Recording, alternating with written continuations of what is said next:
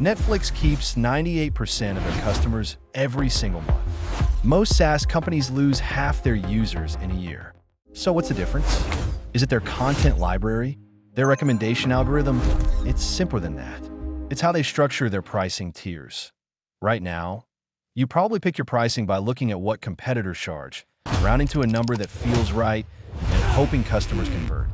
Maybe you have one plan. Maybe you have 5 plans. Netflix doesn't guess.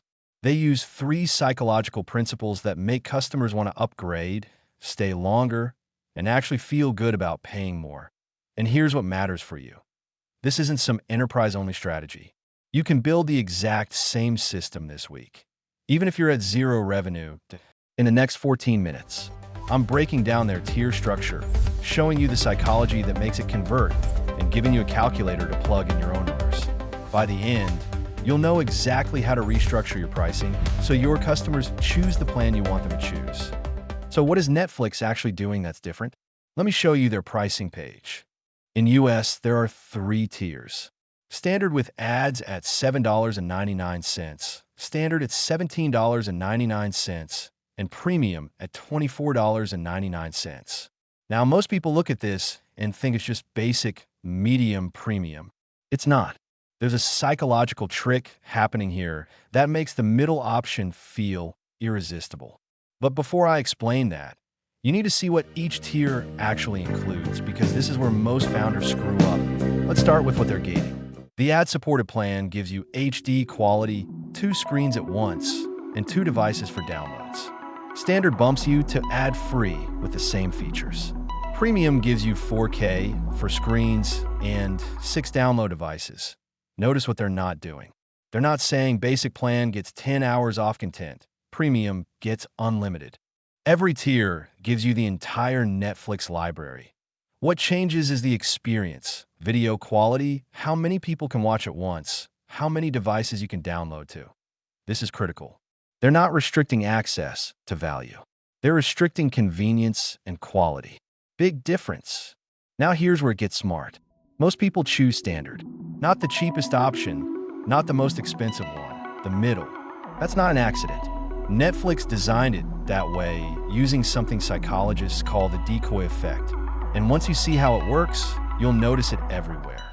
You've experienced this at the movies. Small popcorn is $7. Large is $8. You buy the large because it feels like a steal for $1 extra. That small popcorn, it's not really there to sell. It's there to make the large look like a great deal. Netflix does the same thing. Look at their pricing again. $7.99 with ads. $17.99 without ads. Same features. $24.99 for premium. That $7.99 plan is the anchor. It makes $17.99 feel reasonable. And once you're looking at $17.99, the jump to $24.99 doesn't seem that big, especially when you're getting 4K and 4 screens instead of 2. The standard plan sits in the middle, looks like the smart choice, and that's exactly where Netflix wants you. Research shows when you give people 3 options, most pick the middle one. It feels safe. Not the cheapest, not the most expensive, just right. But here's the part that really matters for your business. It's not just about having 3 tiers. It's about what features you put in each one. Netflix could have made this complicated. 15 features spread across 3 plans, confusing comparison charts. They didn't. They picked 3 features that scale with value. And if you copy the wrong features, your pricing will tank your conversions. Let me show you what I mean.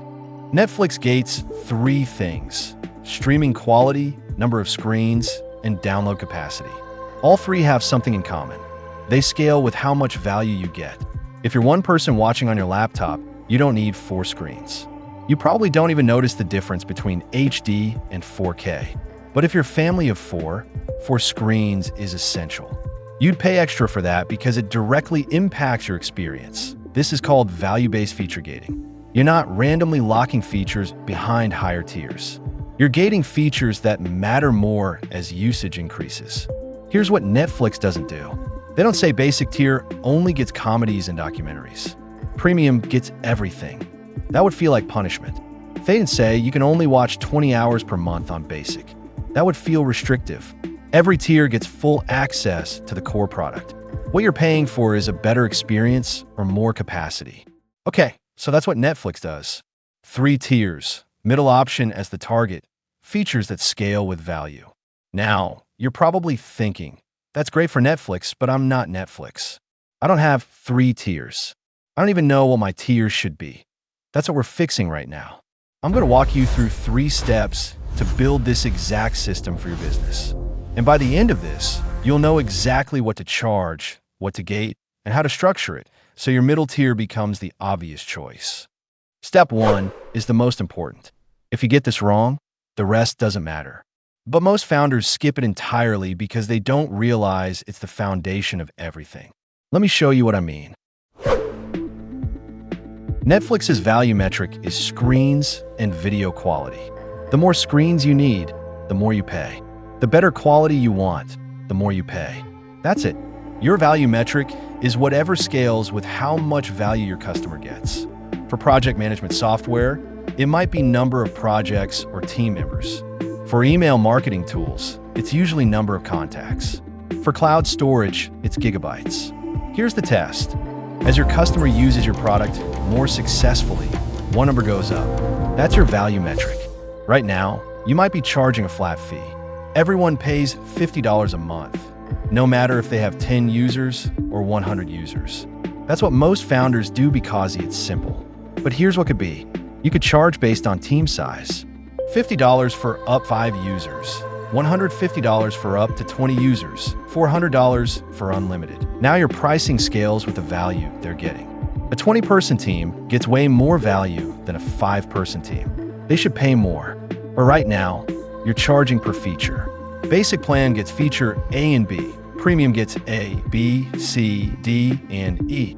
The problem? Your customer doesn't know if they need feature E until they've used feature A for 3 months. So they pick Basic, outgrow it, and churn because upgrading feels like a penalty. What could be? You give everyone all the features. What they're paying for is capacity. Basic handles 10 projects. Standard handles 50. Premium handles unlimited. Now they're not paying for access, they're paying for scale. Once you know your value metric, step 2 is building your decoy. This is where you create that movie popcorn effect. And there's a specific formula to make your middle tier irresistible. But if you price it wrong, you'll accidentally make your cheapest tier the most popular, and that destroys your revenue. Here's the formula. Your middle tier is your target. That's where you want most customers to land. So you design your basic plan to be slightly painful. It needs to solve the core problem. If you're a project management tool, basic users can create projects and assign tasks. That's the core value, but it's limited, maybe 10 projects max or 5 team members max. The point is, basic works, but it's not comfortable. You'll outgrow it quickly if you're serious about your business.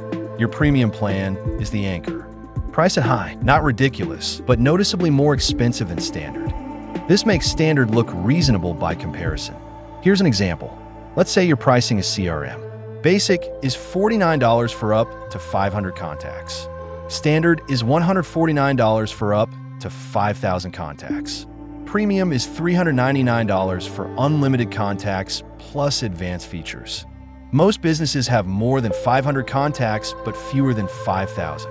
So they look at $49, realize it won't work, look at $399, think that's too much, and land on $149. That's the decoy effect in action. Now, step 3 is where we actually build this for your business. I made a calculator that does the math for you.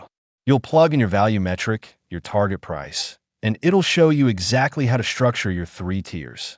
Let me show you how to use it. Here's how you'd use the calculator I built. First, you list out every feature your product has. Don't overthink this, just brain dump everything. Then, you categorize each feature into one of 3 buckets.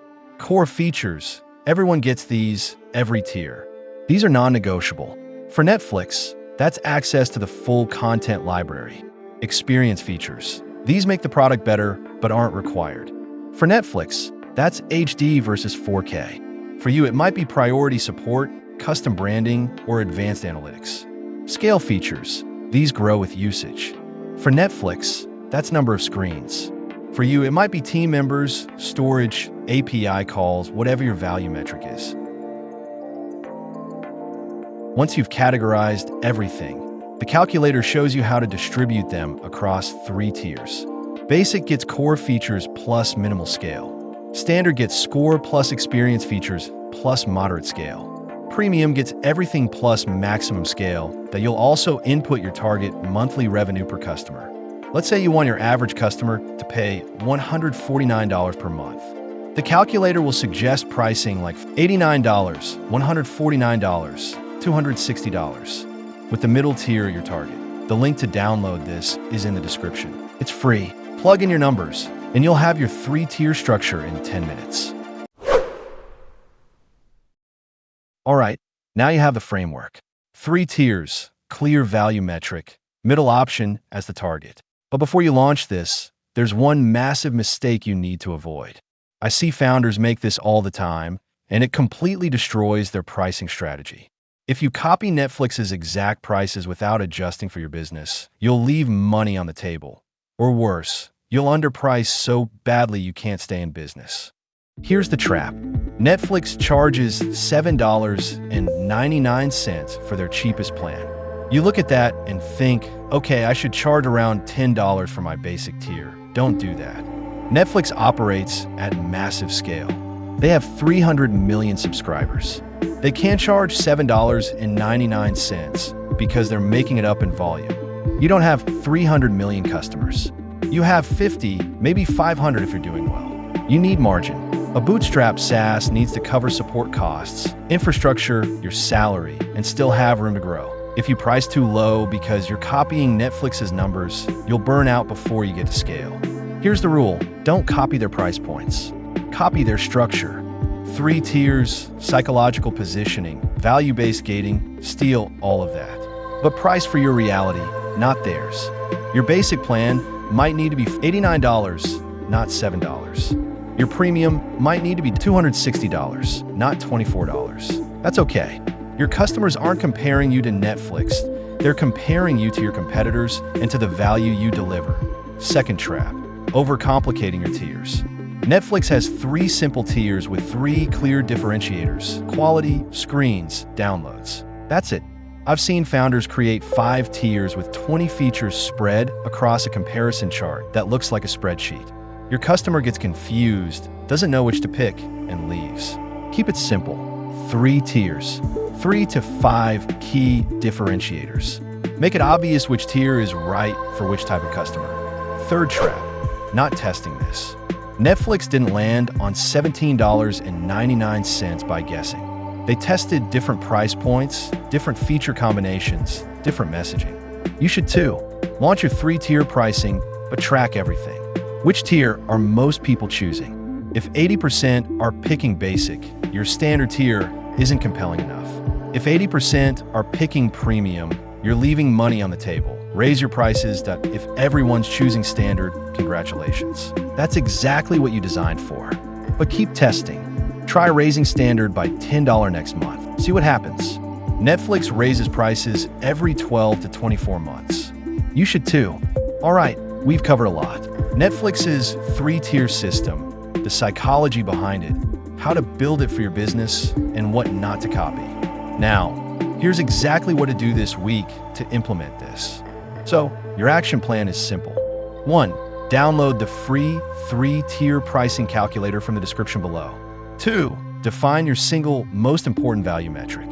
3. Map out your 3 tiers before the end of the week.